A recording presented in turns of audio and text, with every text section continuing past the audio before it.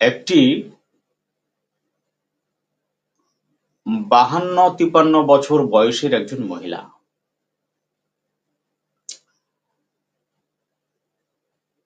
তিনি প্রায় 30 বছর ধরে গ্যাস্ট্রাইটিস কমপ্লেনে ভুগছিলেন। 30 বছর ধরে গ্যাস্ট্রিক কমপ্লেনে ভুগছিলেন।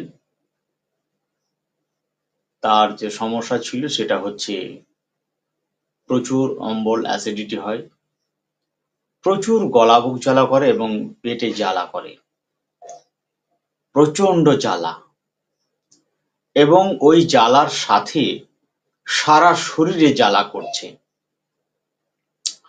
আর পেটের জ্বালা নিবারণের জন্য বারবার ঠান্ডা মানে নর্মাল ঠান্ডা জল, টিউবওয়েল থেকে নিয়ে আসা নর্মাল ঠান্ডা জল প্রচুর পরিমাণে বারবার খাচ্ছেন পেটের জ্বালা কমানোর জন্য, এবং বাহ্যিকভাবে ঠান্ডা বাতাস চাচ্ছেন, ঠান্ডায় থাকতে চাচ্ছেন।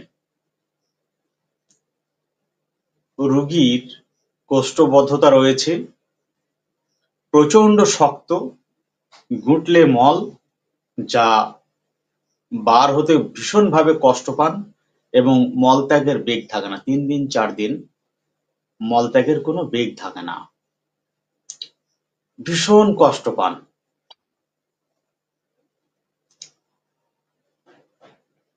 এই রোগীকে প্রায়ই মাঝে মাঝে হাসপাতালে নিয়ে যেতে হয়, প্রায়ই মাঝে মাঝে হাসপাতালে নিয়ে যেতে হয় এবং বিশেষজ্ঞ চিকিৎসকের কাছে চিকিৎসা করান। তো দীর্ঘদিন ধরে চিকিৎসা করার পরে আজকে তার পরিস্থিতি আরো অনেক কঠিন পরিণতি হয়েছে, অনেক কঠিন অবস্থা পরিণত হয়েছে। তো হঠাৎ করে আমাকে পেশেন্টের ছেলে ফোন করলেন যে, ডাক্তারবাবু, আমার মায়ের অবস্থা খুব খারাপ।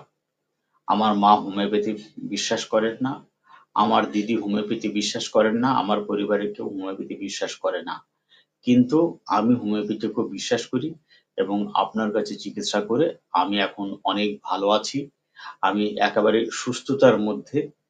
এই জন্য আমি চাচ্ছি যে আমার মায়ের চিকিৎসা অ্যালোপ্যাথিতে হবে না, হোমিওপ্যাথিতেই করতে হবে এবং আপনার কাছেই করব। তো ইতিমধ্যে আমার মা আমাদের লোকালে অনেক হোমিওপ্যাথি চিকিৎসকের কাছে চিকিৎসা করেছেন, কিন্তু কোথাও কোনো ফল পাননি। তার জন্য আমার মায়ের হোমিওপ্যাথির উপর একদম বিশ্বাস নেই, একদম বিশ্বাস নেই। এখন আমার মা অনেক বেশি ভয় পেয়ে গেছেন, ভীষণভাবে ভয় পেয়ে গেছেন, এবং তিনি মাঝে মাঝে প্রায়ই বলছেন যে আমার লিভারটা খারাপ হয়ে গেছে, আমাকে কোনো বড় অ্যালোপ্যাথি ডাক্তারের কাছে নিয়ে যাওয়ার জন্য বারবার বলছেন।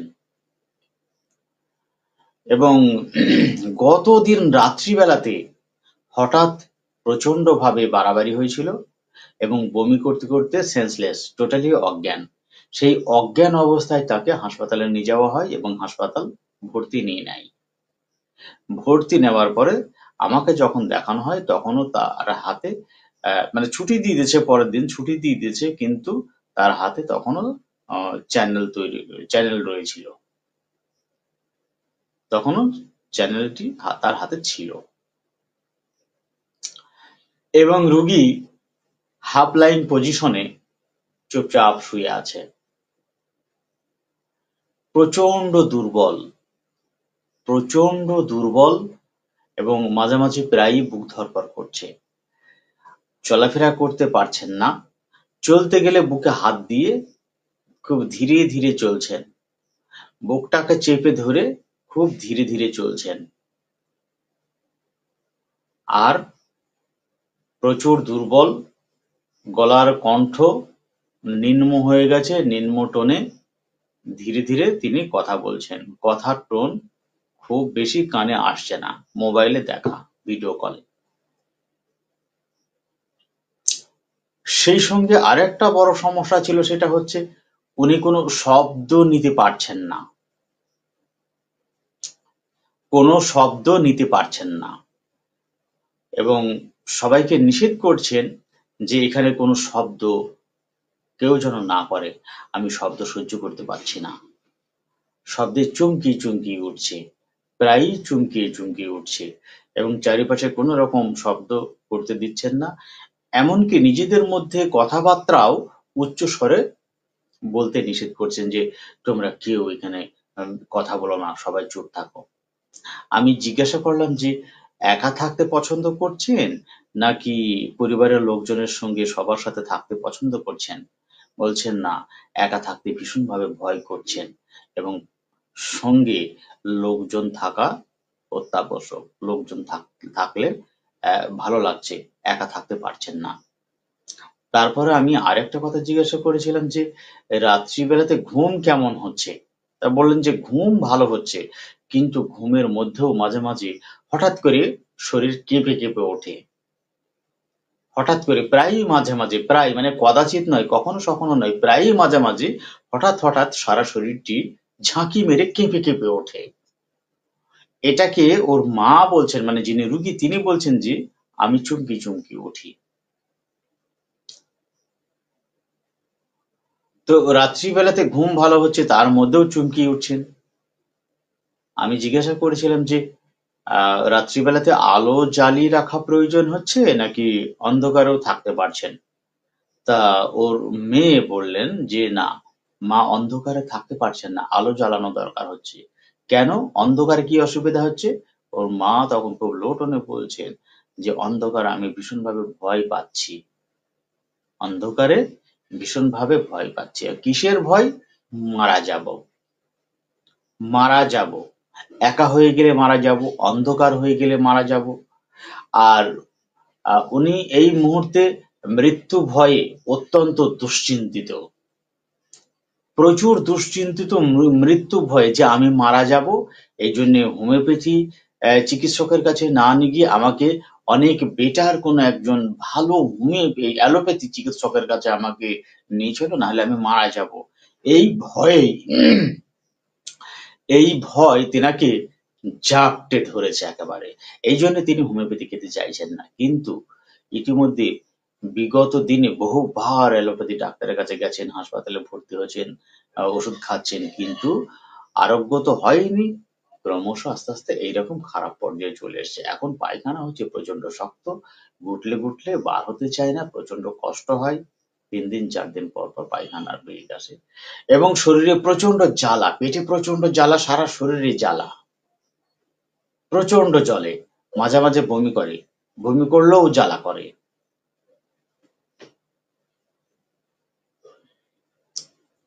কি মেডিসিন? ঘন, ঘন অনেক বেশি, বেশি পানি খাচ্ছেন। পেটে প্রচন্ড জ্বালা, ওই জ্বালাকে নিবারণ করার জন্য প্রচুর পরিমাণে পানি খাচ্ছেন। কি মেডিসিন?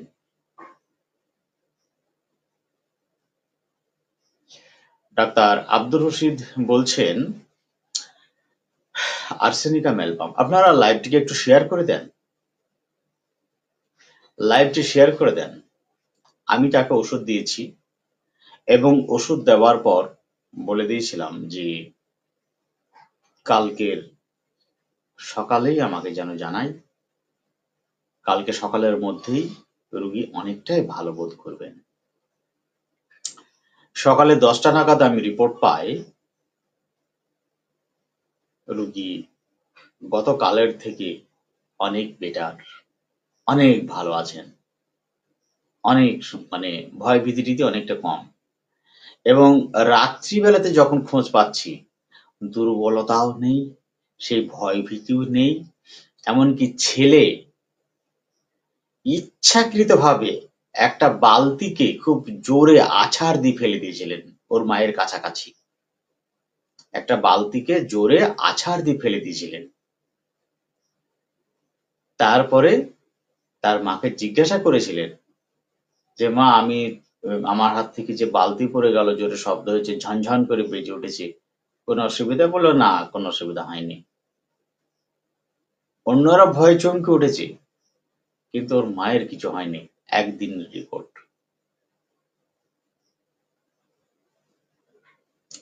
তো মেডিসিন যেখানে যথাযথ ঠিকঠাক হয় সেখানে দ্রুত রেজাল্ট আসে। সেখানে এমনই দ্রুত রেজাল্ট আসে। মেডোডিনাম, ডাক্তার রুমানা সুলতানা বলেছেন মেডোডিনাম, ডাক্তার আব্দুল আজিজ বলেছেন arsenic album, Raja Nayem arsenic album, MD Nuruzzaman arsenic album. আর কেউ? লাইভটিকে একটু শেয়ার করা যাবে না?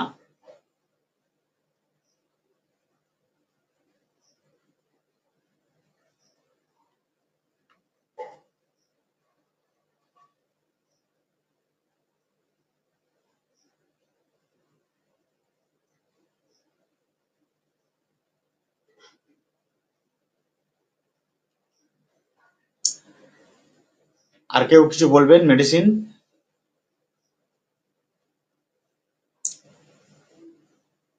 আমি কি কেস ডিসক্লোজ করে দেব? এত দিনের পুরাতন কেস, 30 বছর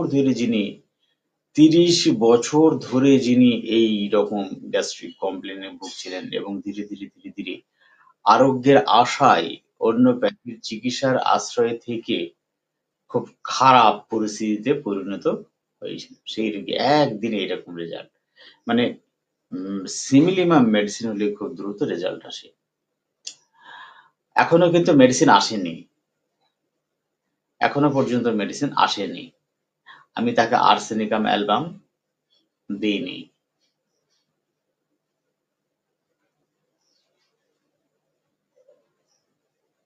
রোগী চিকিৎসাকালে সবথেকে প্রিডমিনেন্ট যে সিমটম সেইগুলোকে বিবেচনা করতে হবে।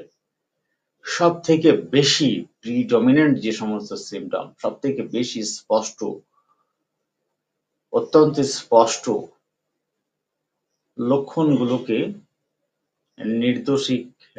লক্ষণগুলি সদৃশ ওষুধ নির্বাচনে নির্দেশক হিসাবে কাজ করে থাকে। আমি ওই পেশেন্টকে মেডিসিন দিয়েছিলাম বোরাক্স, আর্সেনিকাম অ্যালবাম আমি দিইনি। আমি দিয়েছিলাম বোরাক্স। আপনারা সবাই জানেন বোরাক্সের গল্প।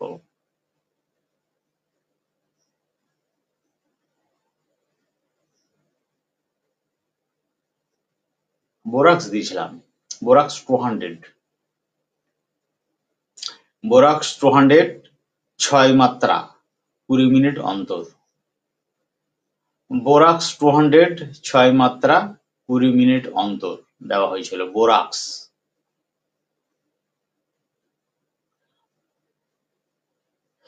বোরাক্স দেওয়া হয়েছিল। বোরাক্সের রোগী অত্যন্ত ভীতু। আচ্ছা, এখানে তো অম্বল অ্যাসিডিটি এত বেশি হয়ে গেছে, সেই সাথে সাথে রোগী মনে করছেন যে তার লিভারের সমস্যা হয়েছে, লিভার খারাপ হয়ে গেছে এবং লিভার খারাপের জন্য তার অবস্থা এই রকমের হয়েছে, তিনি মারা যাবেন। এই মারা যাবার ভয়ে তিনি অস্থির আছেন, অত্যন্ত দুশ্চিন্তিত আছেন এবং একজন নিরাপদ হাতে চিকিৎসিত হতে চাচ্ছেন, নিরাপদ হাতে।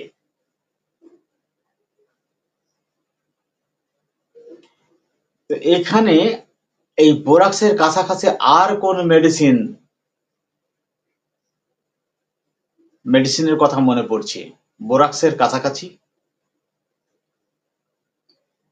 আর কোন মেডিসিনের কথা মনে পড়ছে বোরাক্সের কাছাকাছি?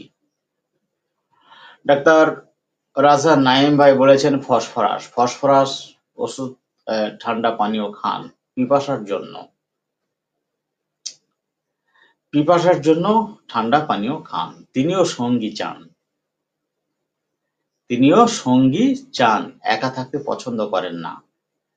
মেজাজ থাকে শান্ত এবং অসুস্থতার খারাপ পর্যায়ে তিনি নেইভ পারসন হয়ে যায়। অসুস্থতার খারাপ পর্যায়ে নেইভ পারসন হয়ে যান, অর্থাৎ একজন জ্ঞানী বিজ্ঞ মানুষ, তিনিও সাদা সোজা সরল মানুষ হয়ে যান এবং অন্যদের ইচ্ছাকে তিনি মেনে চলেন, অন্যের ইচ্ছাকে মেনে চলেন, অন্যদের ইচ্ছাকে মেনে চলেন। এখানে এই রুগীর ক্ষেত্রে কি হয়েছে, যে রুগী অন্যের ইচ্ছাকে মানতে চাচ্ছেন না। কেন না, একজন হোমিওপ্যাথি চিকিৎসক এত বড় একটা রোগকে বা এইরকম একটা জটিল গুরুতর অবস্থাকে হোমিওপ্যাথি ওষুধে আরোগ্য করতে পারে না। তো এইরকম একজন দুর্বল চিকিৎসা পদ্ধতির হাতে চিকিৎসার দায়িত্ব দিলে তিনি মারা যেতে পারেন। এই ভয়ে তিনি হোমিওপ্যাথি চিকিৎসার অধীনে আসতে চাইছেন না। তাকে জোর করে হোমিওপ্যাথি চিকিৎসাতে নিয়ে আসা হয়েছে। কিন্তু ফসফরাস হলে কি হতো, ফসফরাস হলে সেখানে তিনি যেহেতু নেভ হয়ে গেছেন এবং অন্যের ইচ্ছাকে প্রাধান্য দেবেন, অন্যের ইচ্ছার অনুসারে চলতে থাকবেন। অন্ততপক্ষে তিনি এরকম আচরণ করবেন যে ঠিক আছে, সবাই যখন বলছে হোমিওপ্যাথি করতে তো হোমিওপ্যাথি করি, যদি হোমিওপ্যাথিতে না হয় তাহলে সময় বৃথা নষ্ট না করে একজন ভালো অ্যালোপ্যাথি চিকিৎসকের কাছে যাওয়া দরকার। কিন্তু তীব্র প্রতিবাদ যে হোমিওপ্যাথি চিকিৎসা করব না, আমি অ্যালোপ্যাথিতে যাব এবং জোর করে তাকে হোমিওপ্যাথি ওষুধ খাওয়াতে হবে, এই মানসিকতা ফসফরাসের মধ্যে নেই। এক। দ্বিতীয়ত হচ্ছে ফসফরাসের মধ্যে শব্দে কাতরতা এত বেশি প্রমিনেন্ট সিমটম নয়। শব্দে কাতরতা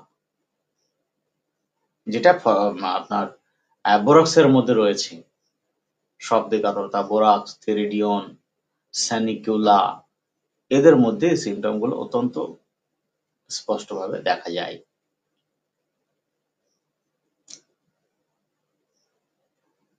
তো ফসফরাস কি বলবে, ফসফরাস সে একটু কমলেই, সামান্য একটু কমলেই ধৈর্য ধরবে। সেখানে 1% যদি কমে, 1% যদি কমে, সেখানে একটা আশার আলো দেখে এবং আশার আলো দেখে তখন প্যাশেন্স সৃষ্টি হয়। আশার আলোর সাপেক্ষে প্যাশেন্স সৃষ্টি হয়, ফলে ধৈর্য ধরে এখন চিকিৎসা নিতে থাকবে। আর বোরাক্সে কি হয়, তাকে হোল্ড করতে হয়, হোল্ড আপ করতে হয়, বোরাক্সকে হোল্ড আপ করতে হয়, তাকে তুলে ধরতে হয়, গ্রাস্প করতে হয়, মানে তাকে কতটা সাপোর্ট দেওয়ার প্রয়োজন হয় মেন্টালি এবং ট্রিটমেন্ট উভয়ের মাধ্যমে তাকে 100% সাপোর্ট দিতে হয়। 100%, একটু কম দিলে হবে না, 100% সাপোর্ট দিতে হয়। কিন্তু বোরাক্সে 1% যদি রিলিফ দিতে পারেন, আর তার মধ্যে কোনো অস্থিরতা, উৎকণ্ঠা এসব কিছু থাকবে না, অমনি সে লাইট পেয়ে যাবে। অ্যাংজাইটি ফলোড বাই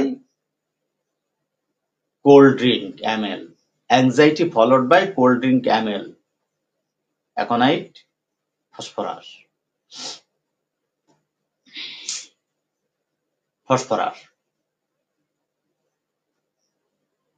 তো মুখের কথায় হ্যাঁ কমবে, ঠিক আছে, ভালো হয়ে যাবেন, কমবে, এসব মুখের কথায় ফসফরাস কখনো নিজেকে স্থির রাখতে পারে না।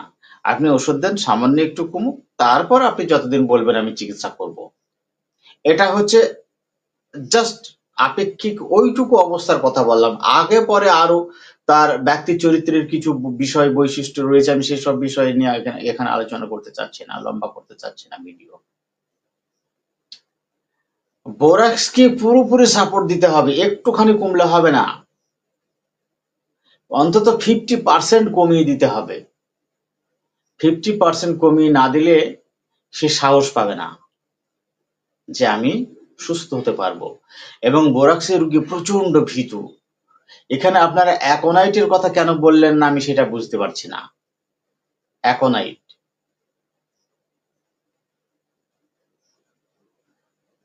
তো গ্রাফস করতে হয় বা হেল্ড করতে হয়, সে হেল্ড ডিজায়ার থাকে। যে বহন করবে সেই বাহক যদি সামান্য একটু নড়াচড়া করে তো পড়ে যাবার ভয় সে চমকি ওঠে। এর ব্যাখ্যা কি?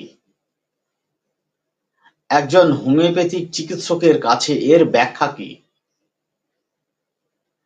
একজন শিশু বাচ্চা যে সবসময় স্তন্যপায়ী বাচ্চা বা শিশু বাচ্চা যে সবসময় অন্যের কোলে বাহিত হয়, সে কাউকে চেপে ধরে থাকে না, তাকে চেপে ধরে থাকা প্রয়োজন হয়। তো সেই বাচ্চাটা না হয় পড়ে যাবার ভয়ে সে চমকে উঠলো, কিন্তু একজন বয়স্ক ব্যক্তি, তার ক্ষেত্রে কি হবে?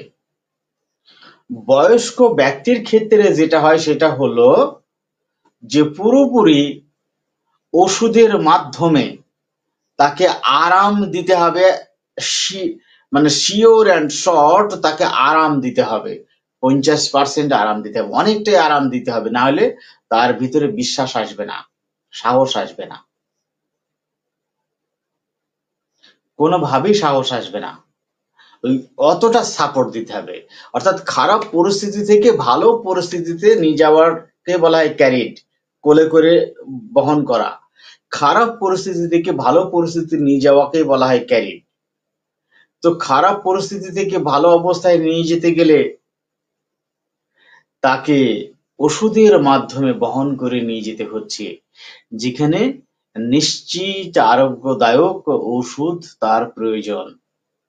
তাহলে সে একটু সাহস পায়, তাছাড়া ওরা সাহস পাবে না। ওই 1-2% বা 3%, 10% আরাম হলো, বোরাক্স এতে আরাম পাবে না, মানসিকভাবে তৃপ্তি পাবে না। তার সবসময় পড়ে যাওয়ার ভয়, ফিয়ার অফ ডাউনওয়ার্ড মোশন। অর্থাৎ খারাপ ডাউনওয়ার্ড মোশন মানে ধাপাস করে পড়ে গেল, ব্যাপারটা শুধু এটাই নয় যে উপর থেকে ধাপ করে পড়ে গেল নিচে, বিষয়টা শুধু এটা নয়। ফিয়ার অফ ডাউনওয়ার্ড মোশন, উপর থেকে আস্তে আস্তে আস্তে আস্তে নিচের দিকে চলে আসছে, অর্থাৎ ভালো অবস্থা থেকে ধীরে ধীরে ধীরে ধীরে খারাপ অবস্থায় চলে আসছে। এই খারাপ অবস্থায় চলে আসা অবস্থাতে বোরাক্সের রোগী প্রচন্ড ভাবে ভয় পেয়ে যায় যে সে ক্রমশ অনেক জটিল থেকে জটিলতম কোনো পরিস্থিতির মধ্যে চলে যাচ্ছে, খারাপ থেকে খারাপ কোনো অবস্থার মধ্যে চলে যাচ্ছে। অতএব এই জায়গাতে আমাকে একজনকে প্রয়োজন, যে আমাকে খুব শক্ত কোলে ধরে বহন করবে, ফেলে দেবে না। অর্থাৎ সুনিশ্চিত চিকিৎসা, সুনিশ্চিত আরোগ্যদায়ক কোনো ওষুধের মাধ্যমে আমার কষ্টকে কমিয়ে চিকিৎসা দেওয়ার একজন অভিজ্ঞ ব্যক্তি চাই। সেই ব্যক্তিকে যতক্ষণ না পাবে ততক্ষণ পর্যন্ত কোনো কথায় বোরাক্সের রোগী আরাম পাবে না বা আরাম বোধ করবে না।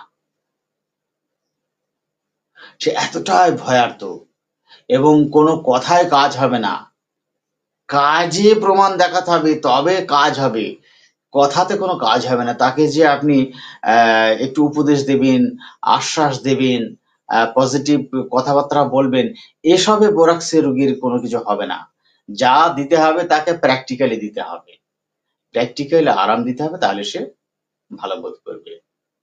যেখানে ফসফরাসকে 1% যদি আরাম দেওয়া যায় তাহলে সে বলবে যে ঠিক আছে আপনি আমাকে একটু কমিয়ে দেন, খুব শান্ত লো টোনে বলবে, আপনি আমাকে একটু আরাম দেন, তারপর আপনি যতদিন বলবেন ততদিন আমি চিকিৎসা চালিয়ে যেতে পারবো। কিন্তু আরাম যদি না হয় তাহলে তো আপনার কাছে চিকিৎসা চালিয়ে যাওয়া আমার পক্ষে সম্ভব নয়।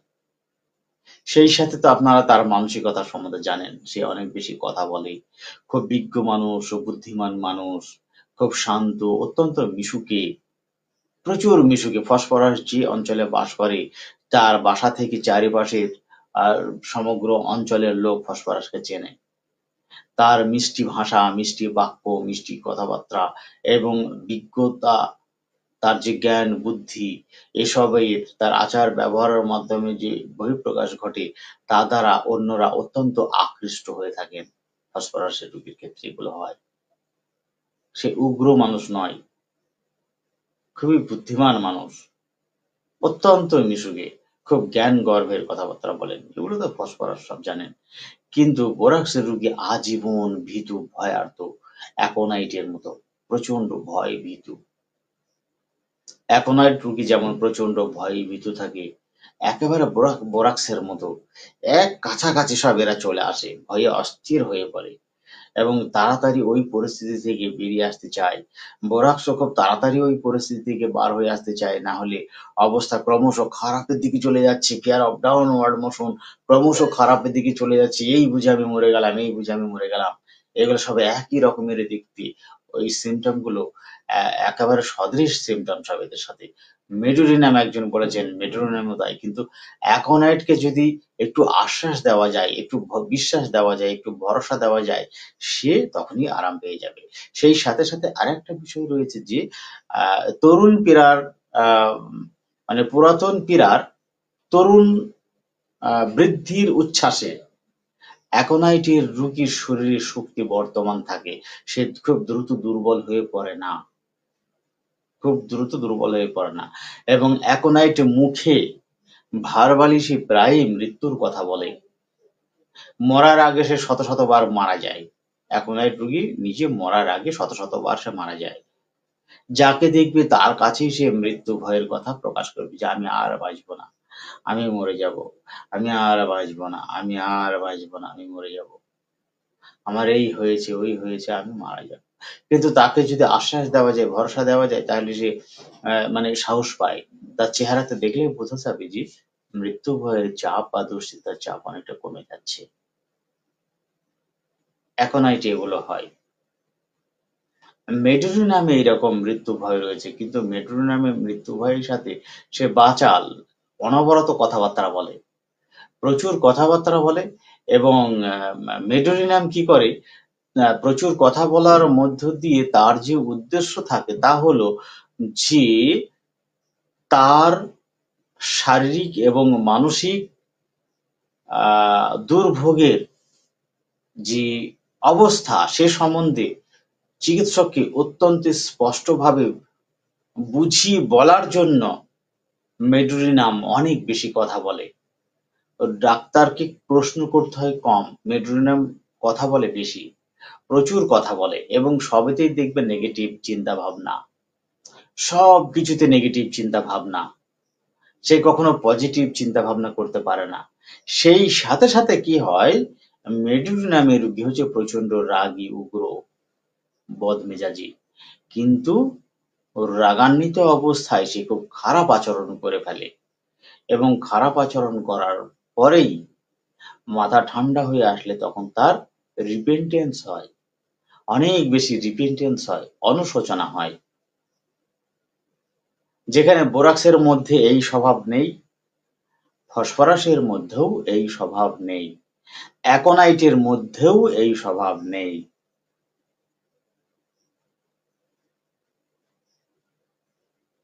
অ্যাকোনাইট বোরাক্স অত্যন্ত ভীতু, চূড়ান্ত ভীতু। আমাদের সমাজে চূড়ান্ত ভীতু স্বভাবের যে সমস্ত মানুষগুলোকে দেখা যায় তাদের মধ্যে বোরাক্স, অ্যাকোনাইট এরা রয়েছে। প্রচন্ড ভীতু, ভীতু স্বভাবই হচ্ছে এদের প্রধান বৈশিষ্ট্য। মেডোরিনাম হচ্ছে নেগেটিভ চিন্তা ভাবনাগ্রস্ত ভীতু মানুষ, নেগেটিভ চিন্তা ভাবনাগ্রস্ত ভীতু মানুষ। কিন্তু এই ভয়ার্ত অবস্থাকে সে লুকিয়ে রাখে, প্রকাশ করতে চায় না মেডোরিনাম। কেন না, তার ভিতরে একটা সন্দেহ কাজ করে যে মেডোরিনামের ভিতরের দুর্বলতার বিষয়গুলো সামনের ব্যক্তিদের কাছে প্রকাশ পেয়ে গেলে তারা তার দুর্বলতার সুযোগ দিতে পারে, অর্থাৎ ক্ষতির একটা ভয় পায়। এই ক্ষতির ভয়ে মেডোরিনাম রোগী সে তার ভিতরের আসল ভয়ার্ত বা ভীতিজনক অবস্থার কথা প্রকাশ করে না যাত্রার কাছে, অর্থাৎ সাহসী দেখায়। ভীতু হলেও, ভয় পেয়ে গেলেও সে অন্যদের কাছে নিজেকে সাহসী দেখায়, কিন্তু প্রচুর বেদনা যন্ত্রণার কথা অনর্গল বলতেই থাকবে, বলতেই থাকবে, বলতেই থাকবে। তার যত রকমের ব্যথা যন্ত্রণা রয়েছে সমস্ত ব্যথা যন্ত্রণার জায়গাগুলোকে দেখিয়ে দেখিয়ে বিস্তারিতভাবে বর্ণনা করতে থাকবে মেডোরিনাম, আর রোগের কথা বারবার বলতে থাকবে, বারবার বলতে থাকবে। আপনি শুনতে শুনতে বিরক্ত হয়ে যাবেন এবং তাকে আপনি এ কথা বলতে বাধ্য হবেন যে এই কথাগুলো তো আপনি ইতিমধ্যে দুবার তিনবার বললেন, আবার সে একই কথা ঘুরিয়ে ফিরিয়ে বলছেন। মেডোরিনাম এরকম। এইরকম দ্রুত রোগ সম্বন্ধে কথা বলার সাথে সাথে যা দেখতে পাবেন তা হচ্ছে সবই নেতিবাচক চিন্তা ভাবনা। পজিটিভ চিন্তা ভাবনা করার মতো ক্ষমতা মেডোরিনামের থাকে না। সেই সঙ্গে সে হচ্ছে অত্যন্ত ফাস্টিডিয়াস, সন্দেহবাদী, প্রচন্ড সন্দেহবাদী, প্রচন্ড গোপন প্রিয়, কিন্তু প্রচন্ড বাচাল, প্রচন্ড মৃত্যুভয়, প্রচন্ড অস্থির। এইগুলো মেডোরিনামের ক্ষেত্রে আপনারা দেখতে পাবেন।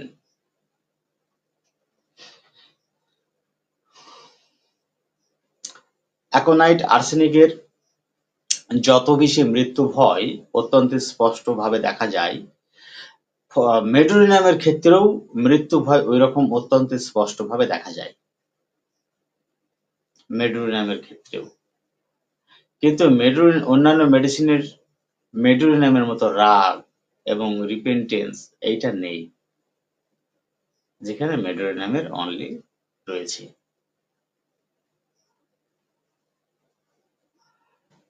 নেতিবাচক উদাহরণ হচ্ছে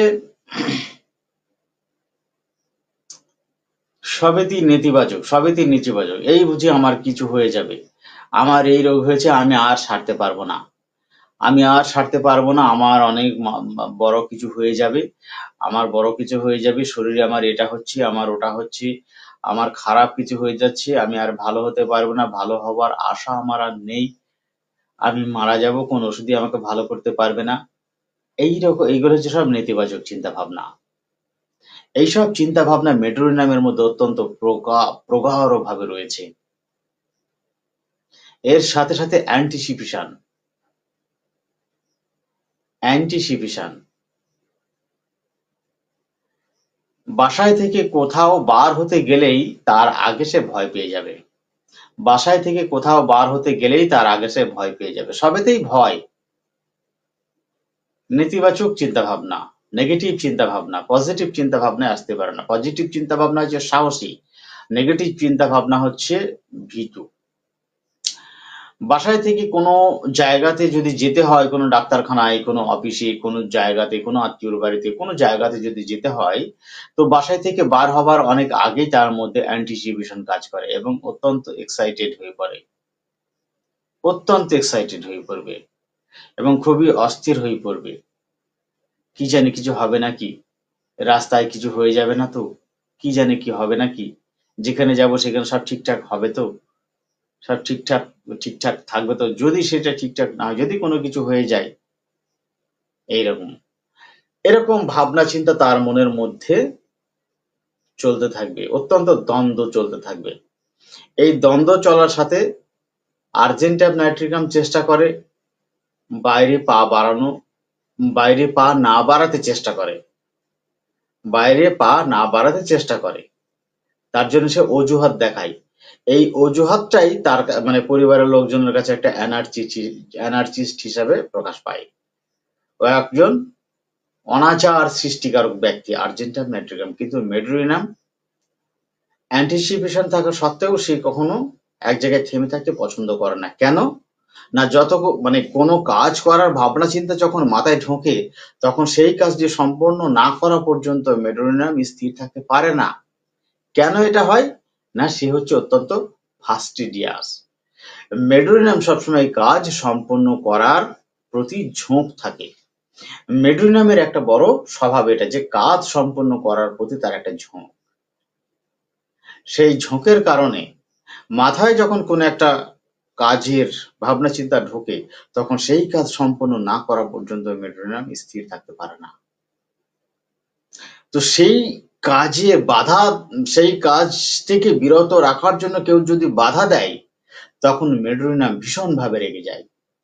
এই ভীষণভাবে রেগে যাওয়ার মুহূর্তে দুই রকমের আচরণ সে বেছে নেয়। এক হচ্ছে প্রচন্ডভাবে রেগে গিয়ে সে উল্টোপাল্টা মুখ দিয়ে বলে ফেলা, মুখে যা আসে তাই বলে ফেলা, খুব বাজে ব্যবহার করে ফেলা। তারপরে মাথা ঠান্ডা হলে রিপেন্টেন্স চলে আসবে। আর দুই হচ্ছে ঝামেলার ভয়ে সে নীরব থাকে, চুপ থাকে, কিন্তু ভিতরে ভিতরে ভীষণভাবে রেগে যায়, ভীষণভাবে রেগে যায়। কিন্তু সব জায়গায় যে চুপ থাকবে তা নয়, পরিস্থিতি বুঝি। যেখানে চুপ থাকতে পারে না সেখানে সে প্রকাশ করে ফেলে, কিন্তু প্রকাশ করে ফেললেও অ্যাবিউসিভ বিহেভ করার পরেও তার ভিতরে কুইক রিপেন্টেন্স আসবে। কুইক, দেরিতে নয়, 2 ঘন্টা 3 ঘন্টা 4 ঘন্টা পরে নয়, কুইক। কুইক শব্দটা রয়েছে, কুইক রিপেন্টেন্স চলে আসবে, এটা মাথায় রাখতে হবে। তাহলে মেডোরিনাম কমপ্লিট।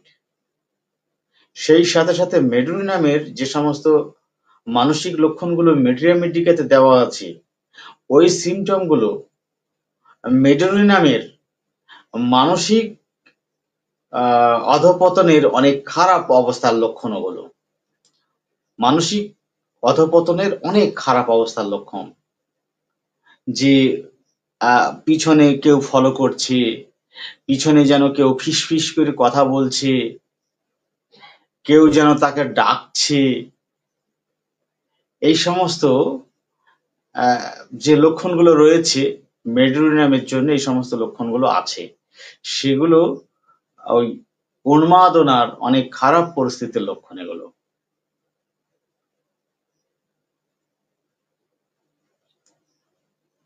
কাছাকাছি আর কোন মেডিসিন আসছে বলেন? কম্পারেটিভলি আর কি মেডিসিন আসছেন?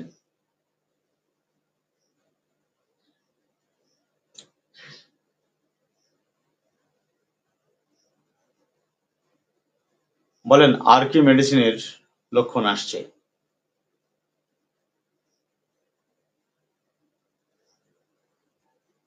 নেতিবাচক চিন্তা ভাবনা কোন ওষুধে রয়েছে স্যার? নেতিবাচক চিন্তা ভাবনা তো অনেকগুলো ওষুধে রয়েছে, অনেক ওষুধে রয়েছে।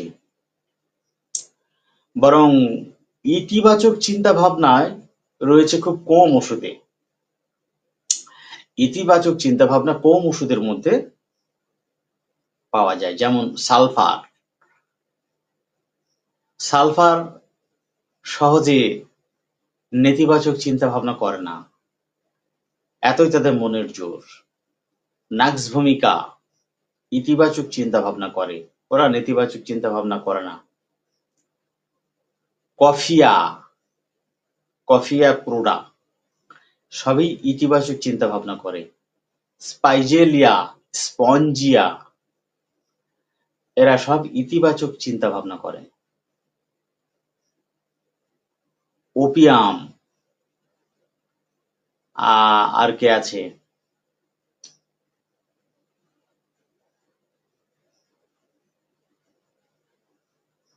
এরা সব ইতিবাচক চিন্তা ভাবনা করে,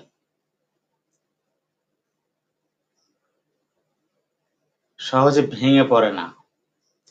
ফেলকপি সহজে ভেঙে পড়ে না এরা।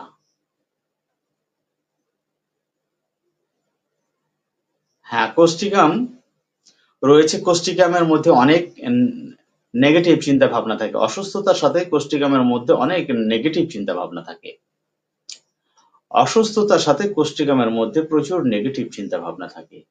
এই বুঝি কিছু হয়ে গেল, এই বুঝি কিছু হয়ে যাবে, ওই বুঝি কিছু হয়ে গেল, এই বুঝি কিছু হয়ে যাবে, এরকম ভাবে চলতে থাকে কোস্টিকামে। কোস্টিকামের প্রধান যে বৈশিষ্ট্য, প্রধান যে চরিত্র, তা হচ্ছে sympathy for suffering of others। অন্যের প্রতি গভীর সহানুভূতিশীলতাই হচ্ছে কোস্টিকামের প্রধান চরিত্র। শুধু এই লক্ষণটি বিভিন্ন ভাবে প্রকাশ পায়, বিভিন্ন ভাবে। একজন, আমি নাম করছি না, একজন চিকিৎসক এবং স্কুল টিচার, ইংলিশ টিচার এবং চিকিৎসক, হোমিওপ্যাথি চিকিৎসক, ভালো অভিজ্ঞ চিকিৎসক, তার শরীরে প্যাঁচড়া হয়েছে। প্যাঁচড়া, শরীরের অনেক অনেক অংশে প্যাঁচড়া হয়েছে। তো সেই প্যাঁচড়া বহুদিন ধরে চিকিৎসা হচ্ছে, বিভিন্ন রকমের চিকিৎসা হচ্ছে, সারছে না। আমিও একবার ওষুধ দিয়েছি, কিছুটা উপশম হয়েছিল, কিন্তু সেরে উঠছে না। তখন বোঝা গেল যে মেডিসিন ভুল হচ্ছে। তো ফেসবুকে তার কিছু পোস্ট আমি দেখি, যে পোস্টগুলোর উদ্দেশ্য হচ্ছে প্রতিবাদমূলক আচরণ প্রকাশ পায়, যে অন্যেরা অন্যায় করেছেন, একেবারে অন্যায় করেছেন, সেই অন্যায়টাকে ফেসবুকে শেয়ার করে সবার সামনে তুলে ধরা। এইটার পিছনে যা উদ্দেশ্য তা হচ্ছে প্রতিবাদ করা। প্রতিবাদ করার মানসিকতার জন্যই এটা উনি করতেন, প্রায়ই করতেন। তো আমি একবার জিজ্ঞাসা করলাম যে আপনি এটা কেন করেন? তো তিনি বললেন যে আমি অন্যায় সহ্য করতে পারি না, আমি একদমই অন্যায় পছন্দ করি না, আর অন্যায় আমি সহ্য করতে পারি না। অন্যায় দেখলেই আমি প্রতিবাদ করি, যেভাবেই হোক। যদি প্রতিবাদ করতে না পারেন, আমার খুব মন খারাপ হয়ে যায় এবং মন মেজাজ আমার খুব খারাপ হয়ে যায়, মন মেজাজ ভালো থাকে না।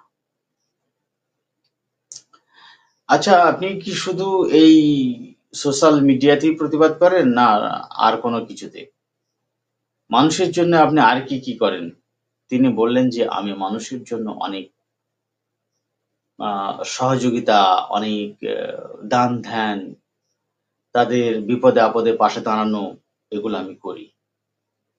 আর এগুলোর জন্য যে কেউ আমাকে প্রশংসা করবে, সুনাম করবে, আমি এগুলো তা পছন্দ করি না। আমি আমি আমি সেটা চাই না, কিন্তু আমি যে উদ্দেশ্য করি সেটা হচ্ছে যে সে বিপদে পড়েছে, এখন তার পাশে দাঁড়ানো উচিত, আমি তার পাশে দাঁড়াই। তাতে কে কি বললেন না বললেন, কে কি দিলেন না দিলেন, এসব আমার কাছে কোনো ব্যাপার না। অন্যের বিপদ আপদ দেখলে আমি সহ্য করতে পারি না, আমার মনটায় অনেক কষ্ট হয়, অনেক কষ্ট হয়। আমি যেখানে যেমন পারি সেখানে তেমন আর্থিক সহযোগিতা, আহ সঙ্গ দিয়ে সহযোগিতা, পরামর্শ দিয়ে সহযোগিতা, কোনো না কোনো ভাবে সহযোগিতা আমি তাকে করি। আমি কারোর কষ্ট থেকে সহ্য করতে পারি না। আমি তখন তাকে এই কথাগুলোর মধ্যে দিয়ে বললাম যে ঠিক আছে, আপনি আহ কোষ্টিকাম খান, এবং কোষ্টিকাম খাওয়ার পরে রোগী প্রায় 95% বেশি আরোগ্য হয়ে গেছেন। এতটাই ভালো, এবং মন মেজাজের দিক থেকেও ভালো। তার কার্যকলাপের বৈশিষ্ট্য দিকে আমি প্রথম যে মেডিসিনটা দিয়েছিলাম সেটা হচ্ছে অরামমেট দিয়েছিলাম। কিন্তু অরামমেট যে কাজটা করেন সে কাজটা হচ্ছে পুরোপুরি নিজের স্বার্থে, অনলি তার নিজের স্বার্থে অরামমেট করে। কিন্তু কোষ্টিকাম যেটা করে সেটা হচ্ছে প্রকৃতপক্ষে অন্যের প্রতি সহযোগিতামূলক আচরণেই করে থাকেন, মানে সহানুভূতিশীলতার জন্যই করে থাকেন। আর হচ্ছে এই যে অতিরিক্ত আবেগে কেঁদে ফেলে, অতিরিক্ত আবেগে কেঁদে ফেলে, এইটা আমি ঠিক বুঝি না, অতিরিক্ত আবেগে সে কেঁদে ফেলে কিনা এটা আমি জানি না। তবে একটা জিনিস যেটা আছে সেটা হচ্ছে অন্যের কষ্ট দেখে সে কেঁদে ফেলে, শিশুদের কান্না দেখে সে কেঁদে ফেলে, শিশুদের কান্না দেখে সে সহ্য করতে পারে না, শিশুদের কান্না দেখে সহ্য করতে পারে না। এই কথার মানে কি? এই কথার মানে কি শুধু ওই ২ বছর, ১ বছর, ৬ মাসের শিশু এরা কান্নাকাটি করবে আর সেই কান্নায় কোষ্ঠিকাম ব্যথিত হবে এবং দুঃখ পাবে, কষ্ট পাবে, বিষয়টা কি এটা? একদমই না। একদমই না। বিষয়টা হচ্ছে শিশু থাকে, শিশু কাকে বলা হয়? শিশু হচ্ছে যে নিজের সুরক্ষা নিজে দিতে পারে না, নিজের জীবনকে, নিজের জীবনের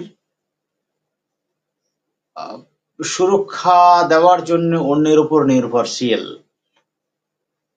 যার মধ্যে বিবেচনা বোধ শক্তি এখনো যথেষ্ট হয়নি এবং নিজের পায়ে নিজে দাঁড়াতে এখনো পারেনি, অর্থাৎ যে পুরোপুরি অন্যের উপর নির্ভরশীল, নিজের জীবনের সুরক্ষা দেওয়ার জন্য যে পুরোপুরি অন্যের উপর নির্ভরশীল, সেই হচ্ছে শিশু। তো কোনো একজন ব্যক্তি ৩০ বছর বয়স কি ৪০ বছর বয়স, সে হচ্ছে দুর্বল, নিরীহ, শান্ত, দুর্বল একজন ব্যক্তি।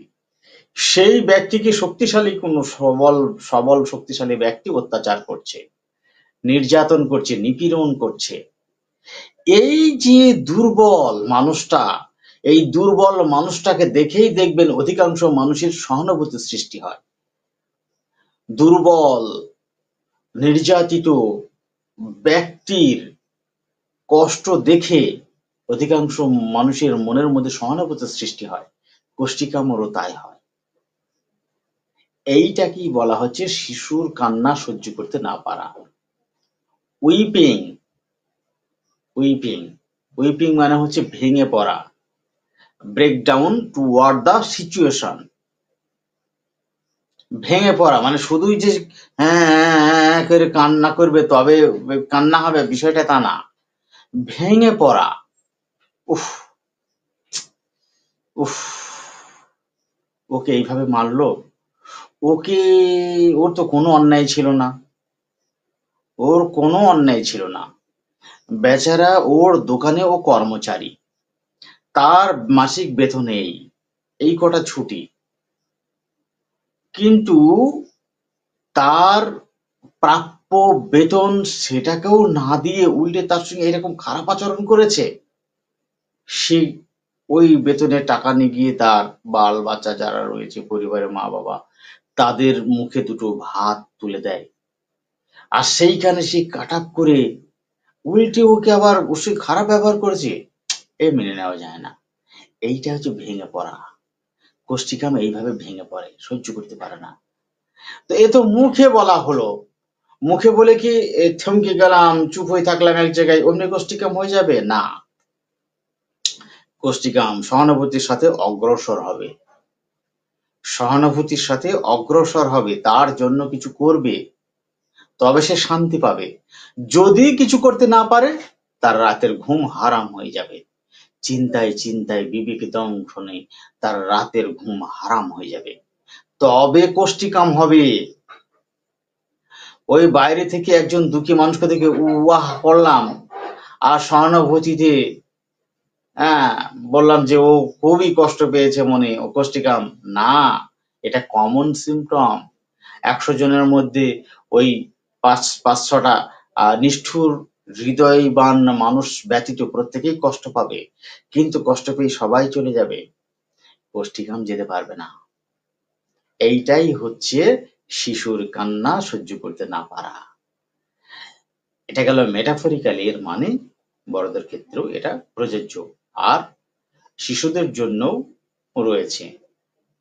যেখানে শিশু তার প্রাপ্ত অধিকার পাচ্ছে না, ঠিক মতো খেতে পাচ্ছে না, অনেক কষ্টের মধ্যে রয়েছে, নির্যাতনের মধ্যে রয়েছে, সবাই তাকিয়ে তাকিয়ে দেখছে, তাদের কষ্টের দিকে কেউই সহানুভূতিশীল হয়ে উঠছে না, এসব দেখে সহ্য করতে পারে না, তখন সে পুরো সিস্টেমটাকেই চেঞ্জ করতে চায়, কোষ্ঠিকাম পুরো সিস্টেমটাকেই চেঞ্জ করে ফেলতে চায়, যে এই নীতি চলতে পারে না, তখন সরকারের বিরুদ্ধে সে সংগ্রাম করে, এটাই অ্যানার্চিস্ট।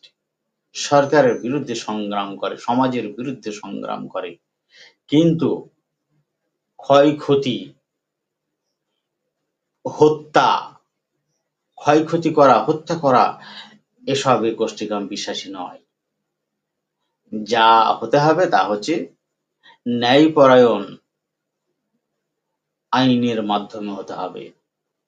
এই হচ্ছে কোষ্ঠীকামের চরিত্র। এই হলো কোষ্ঠীকামের চরিত্র। এতদূর পর্যন্ত যেতে হবে। তো আলোচনা অংশগ্রহণকারী খুবই কম। আমার আলোচনা অনেকেরই ভালো লাগে না। আমার মনে হয় আমার আলোচনা কেউ বুঝতে পারেন না। এসব আলোচনা বুঝতে গেলে অনেক জ্ঞানের গভীরতা লাগবে। ওষুধের সম্বন্ধে অনেক গভীরে বোঝার মতো ধৈর্য থাকতে হবে। জ্ঞান বুদ্ধি তো রয়েছেই, সবার জ্ঞান বুদ্ধি রয়েছে, কিন্তু ধৈর্য থাকতে হবে। না থাকলে এসব আলোচনা ভালো লাগবে না। এক কান দিয়ে ঢুকবে আর এক কান দিয়ে বেরিয়ে যাবে, এসবের মজা পাবে না। কিন্তু পুরাতন রোগ চিকিৎসাকালে এগুলোর মজা পাওয়া যায়। যখন ক্রনিক ডিজিজের ট্রিটমেন্ট করা হয় তখন এর মজা পাওয়া যায়।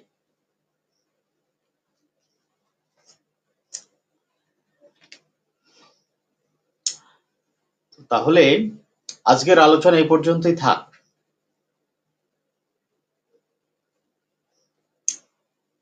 দর্শক সংখ্যা খুবই কম।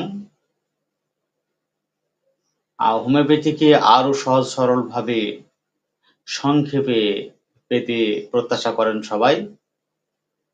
আর এজন্যই হোমিওপ্যাথি আস্তে আস্তে খারাপ পরিস্থিতির দিকে এগিয়ে যাচ্ছে। খুবই খারাপ পরিস্থিতির দিকে এগিয়ে যাচ্ছে। হোমিওপ্যাথির দুর্ভাগ্য এটার জন্য। এটার জন্য একেবারেই হোমিওপ্যাথির দুর্ভাগ্য। তো খুব গুরুত্বপূর্ণ কিছু বিষয় আপনাদের সঙ্গে আলোচনা করে আমি শেষ করব আজকের আলোচনা। কোনো ব্যক্তি যখন আপনাদের সামনে আসবে, আমাদের সামনে যখন কোনো ব্যক্তি আসে, আমি কি করি সেটা বলি। কোনো ব্যক্তি যখন আমাদের সামনে আসে তখন সেই ব্যক্তি আমাদের সাথে কেমন ভাবে কথা বলছেন, আমাদের সাথে কেমন ভাবে কথা বলছেন, তিনি কেমন ভাবে বসে আছেন, তার মানসিকতাটা কেমন, এই পরিস্থিতিতে সেই জায়গাগুলোকে বোঝার চেষ্টা করা হয়। রুগী এক একজন ব্যক্তি তার স্বভাবের অনুকূলে প্রতিক্রিয়া প্রকাশ করে থাকেন। তাহলে যে আপনার চাপা স্বভাবের মানুষ, তিনি কথা কম বলবেন। যেমন ধরুন, আমি একটা উদাহরণ দিয়ে বলি। আমার কাছে একটা পেশেন্ট এসেছিলেন, যে পেশেন্টটি আমার চেম্বারে ঢুকে চেয়ারে বসার আগে থেকেই তার কষ্ট সম্বন্ধে বলতে শুরু করে দিয়েছেন। অবিরাম বলে যাচ্ছেন, নন স্টপ কথা বলে যাচ্ছেন। আমাকে প্রশ্ন করতে হয়নি তেমন। বলে যাচ্ছে বলে যাচ্ছে বলে যাচ্ছে বলে যাচ্ছে বলে যাচ্ছে বলে যাচ্ছে। যদি লিখতে যাই সব লিখে শেষ করা যাবে না, এরকম বলে যাচ্ছে। তো এই রকম যখন বলে যাচ্ছেন তখন আমি খুব স্ট্রিক্টলি তাকে পর্যবেক্ষণ করছি।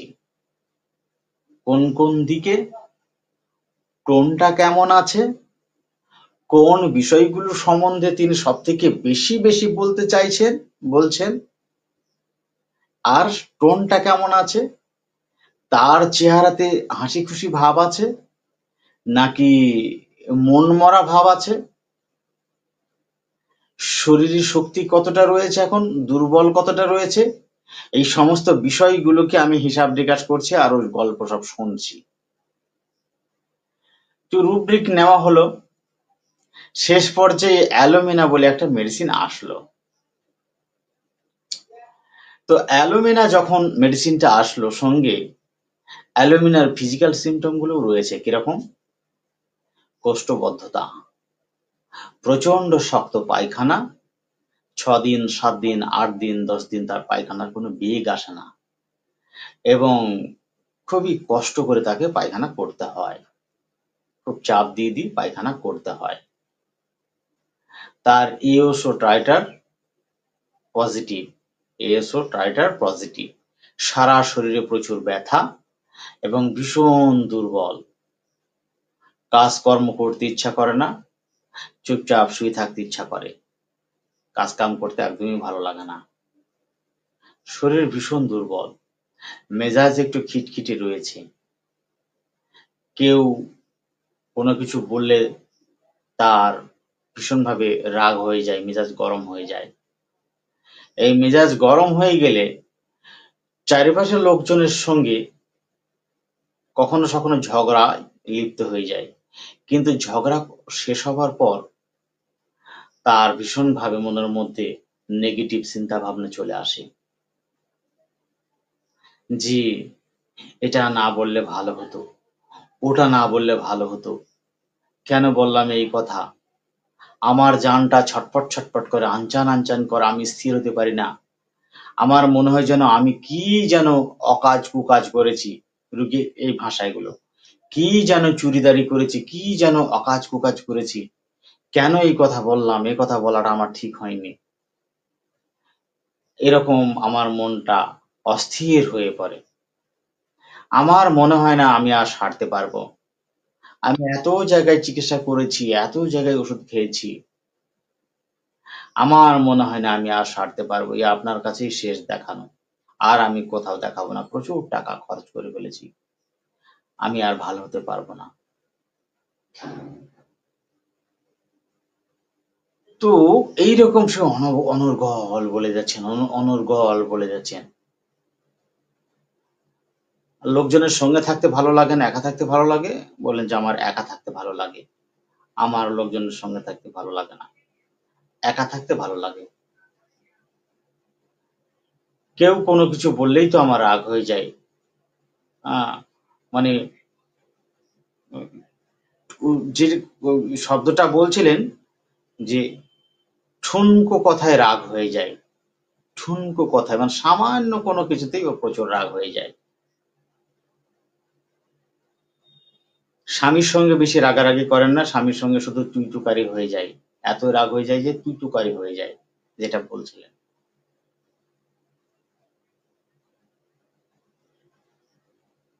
সব সময় তার নেগেটিভ চিন্তা ভাবনা, সব সময় নেগেটিভ চিন্তা ভাবনা। অ্যালোমিনা লক্ষণগুলো ব্রায়োনিয়ার মতন হয়, এই জন্য ব্রায়োনিয়ার ক্রনিক অ্যালোমিনা বলা হয়েছে।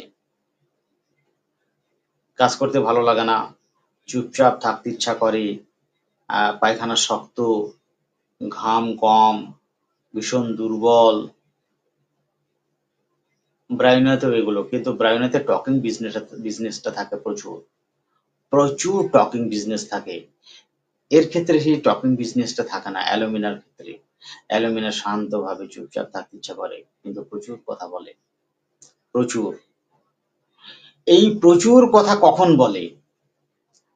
একদিকে প্রচুর কথা বলে, আর একদিকে তার বোধগম্য কমে যায়। দেখবেন মেট্রিয়ামেটিকাতে এই লক্ষণটা লেখা আছে, প্রচুর কথা বলে, এই লক্ষণটা লেখা নেই। এক্সপেন্সিভ করে, এক্সপেন্সিভ কমিউনিকেটিভ অ্যালুমিনা করে, এইগুলো মেট্রিয়ামেটিকায় লেখা নেই, রেপার্টরিতে রয়েছে। মেট্রিয়ামেটিকায় যেটা লেখা আছে সেটা হচ্ছে যে answering slowly, answering refuse slowly, sorry, answering reflecting long, answering slowly, অর্থাৎ ধীরে ধীরে বোধগম্য হয় এবং ধীরে ধীরে উত্তর দেয়, অনেক দেরিতে বোঝে এবং দেরিতে রেসপন্স করে। তাহলে আমি বললাম যে সে দ্রুত কথা বলছে এবং অবিরাম বলে যাচ্ছে, অবিরাম বলে যাচ্ছে। এই যে অবিরাম বলে যাচ্ছি, এই কথা ঢং দেখে আমাদের মনে কিছু মেডিসিনের ধারণা এসে, যেমন ল্যাকেসিস প্রচুর কথা বলে, মেডোডিনাম প্রচুর কথা বলে, অ্যালুমিনা প্রচুর কথা বলে, স্ট্র্যামোনিয়াম প্রচুর কথা বলে, হায়োসিয়ামাস রোগী বিবরণের সময় প্রচুর কথা বলে, সিমিসিভৌগা প্রচুর কথা বলে, রোগ সম্বন্ধে বর্ণনা দিতে গেলে, নিজের সম্বন্ধে বর্ণনা দিতে গেলে এরা প্রচুর কথা বলে, অনেক বেশি কথা বলে। কিন্তু এই অনেক বেশি কথা বলার মধ্য দিয়ে এক একজনের এক এক রকমের বহিঃপ্রকাশ থাকে।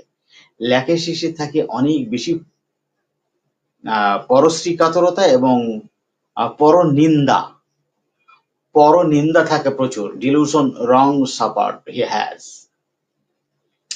অন্যের ভুলের কারণে তাকে ভুগতে হচ্ছে, তার কোনো দোষ নেই, সে যেন ধোয়া তুলসীর পাতা, এবং যত দোষ সব অন্যের। এবং অন্যরা এমন কিছু কার্যকলাপ করছে যার কারণে তাকে ভুগতে হচ্ছে, অন্যকে দোষারোপ করে সব সময়। লেখা শেষ, একবারও এ কারোর দোষ দেয়নি। এবং লেখা শেষ কথা বলতে গিয়ে মাঝে মাঝে মকিং করে, মকিং, সার্কাজম এগুলো করে, মকিং করে, ব্যঙ্গ করে। তো ব্যঙ্গ করতে গেলে কখনোই গম্ভীরভাবে ব্যঙ্গ হয় না, হাস্যকর মুখাবয়বে ব্যঙ্গ হয়, যা ওর মধ্যে একদমই ছিল না। অর্থাৎ লেখা শেষ এখানেই আউট, ওখানেই আউট।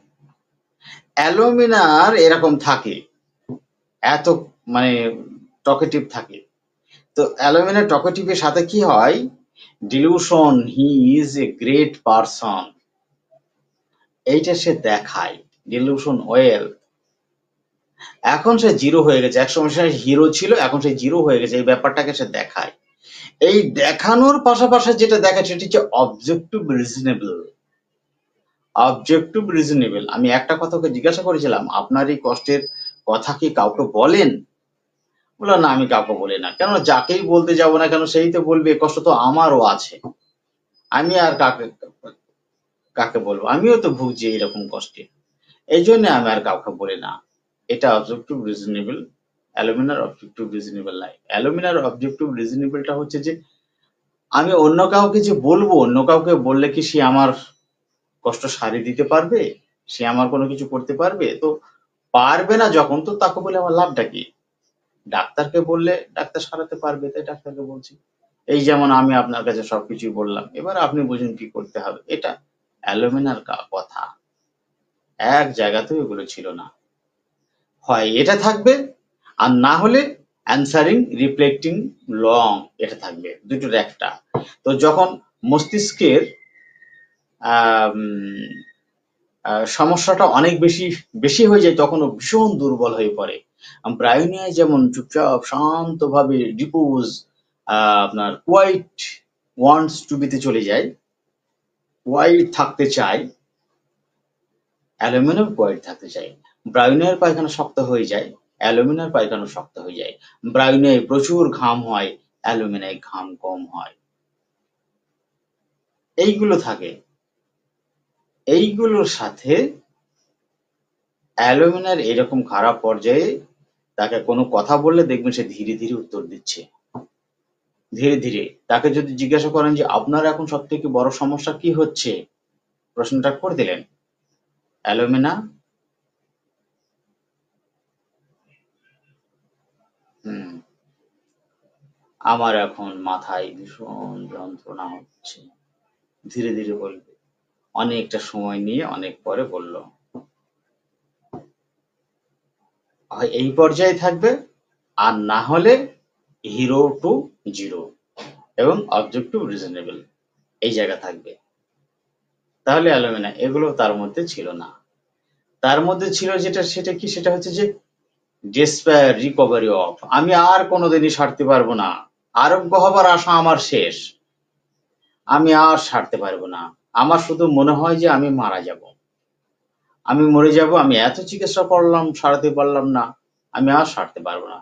তাহলে প্রচুর কথা বলার সাথে সে এখন আরোগ্যে হতাশ, প্রচুর কথা বলার সাথে আরোগ্যে হতাশ, তার ভিতরে সাহস বিন্দুমাত্র নেই, বিন্দুমাত্র তার মধ্যে সাহস নেই। এইগুলোর সাথে সে ঠুনকো কথায় রেগে যায়, রেগে গেলে উল্টো পাল্টা যাতা কিছু বলে ফেলে, কিছুক্ষণ পরেই তার অনুশোচনা হয় এবং অনুতপ্ত হয়। তাহলে এই এতগুলো মেডিসিনের কথা আমরা ভাবলাম এই পেশেন্টের শুরু থেকে, তাহলে এখন মেডিসিনটা কে হবে বলে আপনাদের মনে হয়? কে হবে বলে মনে হয়? তারপরে আরো দুটো একটা সিমটম আমি বলবো, কিন্তু সেই সিমটম গুলো বললে আপনারা সরাসরি সেই মেডিসিনকে হিট করবেন। তো সেই সিমটম গুলো না বলে আমি আপনাদেরকে এতটুকু ক্লু দিলাম। এখন বলুন মেডিসিনটা কে হতে পারে?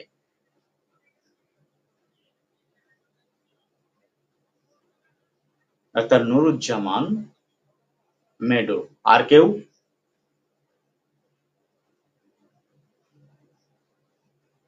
আর কেউ বলেন?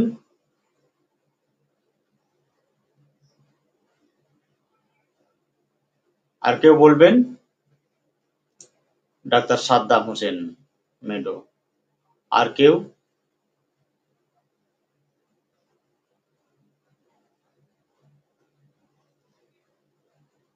হ্যাঁ, ডাক্তার মনোজিৎ নন্দী।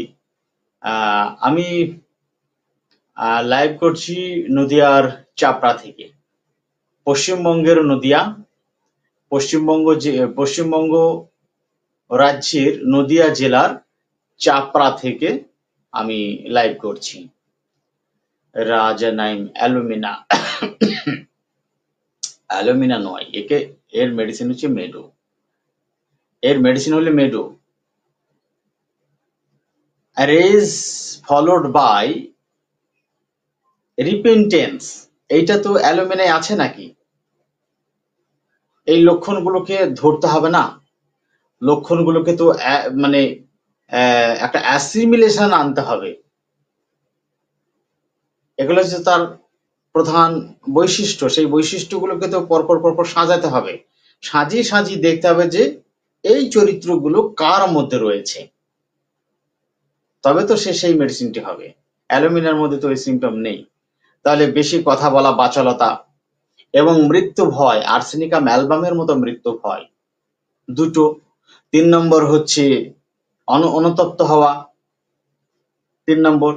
৪ নম্বর হলো মেডোর নামে রুগী বারবার রোগের কথা, একই রোগের কথা বারবার ঘুরি ঘুরি বলে, বারবার ঘুরি ঘুরি বলে, বারবার ঘুরি ঘুরি বলে, বারবার ঘুরি ঘুরি বলে, একই রোগের কথা বারবার ঘুরি ঘুরি বলে। রোগের কথা বলে সে শেষ করতে পারে না। এইগুলো যখন সব ঠিকঠাক হয়ে গেল, তখন আমি জিজ্ঞাসা করেছিলাম শরীরে কোথাও জ্বালা আছে? তখন বললেন যে পায়ের গোড়ালিতে আমার জ্বালা ছিল মাসখানেক আগে। আমি অ্যালোপ্যাথি চিকিৎসা করছি তো, অ্যালোপ্যাথি চিকিৎসা করার পরে সে ব্যথা ছিল এবং জ্বালা ছিল, সেটা কমে গেছে। এখনো খুব অল্প অল্প ফিলিং হয়, কিন্তু এটা ছিল অনেক বেশি, কমে গেছে। আর মাঝে মাঝে প্রস্রাবে আমার জ্বালা করে, যন্ত্রণা করে, প্রস্রাবের পরিমাণটাও কমে যায়, মাঝে মাঝে প্রস্রাবে জ্বালা যন্ত্রণা হয়। মেন্স মেন্সে জ্বালা যন্ত্রণা হয় কিনা জিজ্ঞাসা করলাম, যে মেন্সে কোনো জ্বালা যন্ত্রণা হয় না। মেন্সটা ৩ দিন থাকে প্রচুর পরিমাণে এবং ভীষণভাবে দুর্বল হয়ে পড়ে ওই সময়ে। আর অনেক সময় কি হয়, ওই ৪ দিনে বন্ধ হয়ে যায়। কখনো সখনো কি হয় ১০ দিন পর্যন্ত থাকে, তখন অল্প অল্প অল্প অল্প করে হয়, দুর্বল হয়ে পড়ে। এইগুলো তো একই পেশেন্টের মধ্যে একই সাথে যে একটি মেডিসিনের সমস্ত লক্ষণগুলো বর্তমান থাকবে তা থাকবে না। কিন্তু এখানে মেডোরিনামের যে স্মৃতিভ্রংশ, স্মৃতিশক্তি দুর্বল হয়ে যাওয়া, স্মৃতি নষ্ট হয়ে যাওয়া, তার একটিও ছিল না। এইগুলো আরো খারাপ পরিস্থিতির সিম্পটম, মস্তিষ্কের আরো খারাপ অবস্থার সিম্পটম ওগুলো। ওকে মেডোরিনাম দেওয়া হয়েছিল। তো কোনো পেশেন্ট যখন আমাদের সামনে এসে তার মানে নিজে উপস্থিত হন, সেই উপস্থিত হওয়ার সাথে সাথে রুগীর টোন, কথাবার্তা এগুলো শুনে আপনার অভিজ্ঞতার ভিত্তিতে কিছু মেডিসিনের ধারণা আপনার ভিতরে চলে আসবে, কিন্তু প্রিজুডিসড হিসাবে নয়, সঠিক লক্ষণ দ্বারা পরিচালিত হয়ে একটা ধারণা আপনার মনের মধ্যে আসবে। তো সেই মেডিসিন গুলোর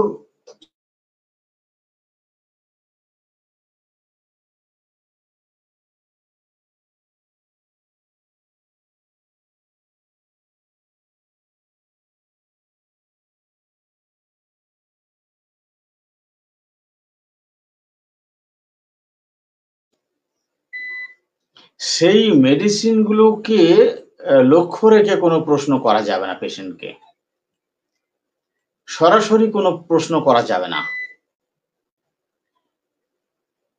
পেশেন্টের কাছ থেকে কথাবার্তা শুনতে তার ফিজিক্যাল, মানসিক বিভিন্ন লক্ষণগুলো খুঁজতে সঠিক গন্তব্যস্থলে পৌঁছে যাওয়া যাবে। এইভাবে আমার এই মানসিক লক্ষণগুলোকে ব্যবহার করা হয়। এগুলোকে যদি কেউ বুঝতে না পারেন, তাহলে তো তার জন্য এই মানসিক লক্ষণগুলোকে ব্যবহার করা অনেক অসুবিধা, পারবেন না। তো আজকের আলোচনা এ পর্যন্তই থাক। পরবর্তীতে আবার লাইভে আপনাদের সামনে আসবো। অ্যাম্বিশন অফ হোমিওপ্যাথি ইউটিউব চ্যানেলে এই ভিডিওটি আপলোড করা থাকবে। আপনারা চাইলে অ্যাম্বিশন অফ হোমিওপ্যাথি ইউটিউব চ্যানেলে গিয়ে ভিডিওটি দেখতে পারেন এবং আরো অন্যান্য অনেক ভিডিও সেখানে দেওয়া আছে। সেখানে আপনাদের ভালো লাগলে সেখানে গিয়ে অন্যান্য ভিডিও আপনারা দেখতে পারেন। আলোচনা কেমন লাগে আপনারা অবশ্যই কমেন্টের মাধ্যমে জানাবেন। তো আজ এ পর্যন্তই। ভালো থাকবেন, সুস্থ থাকবেন। শুভরাত্রি।